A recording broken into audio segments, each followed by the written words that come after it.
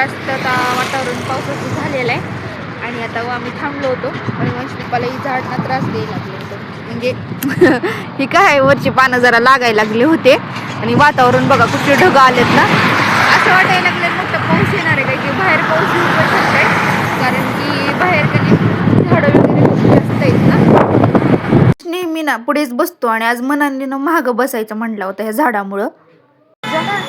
तर झाडाची जाळी घेण्यासाठी थांबलो होतो तिथं दुकानामध्ये झाडी भेटलेली आहे फायनली, कारण की जाळी भेटणं गेली होती.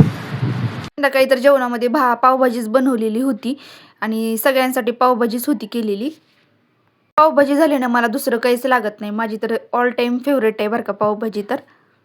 आणि इथं लावणार होतं आंब्याचं झाड आणि इथं मस्त असा खड्डा पण केला होता 1-1.5 फूट, कारण की आपल्याला जाळी पण घालायची होती म्हणून मस्त असा खड्डा करून घेतला होता. आणि तसं आमची आई पण मदत करू लागायला लागल्या होत्या आणि आमच्या भागातल्या वाड्यामध्ये ना झाडं लावायला लागले बघू शकतो सासूबाई.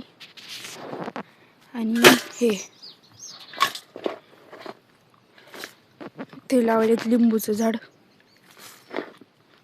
खादबी आहे म्हणे ह्याच्यामध्येच. इथं आंब्या आळा बघा, इथं आळा पण केलेला आहे आमच्या साहेबांनी.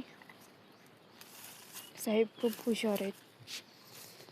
दोन्ही पण झाडं लावले होते, एकीकडं लिंबूचं एकीकडं पेरूचं.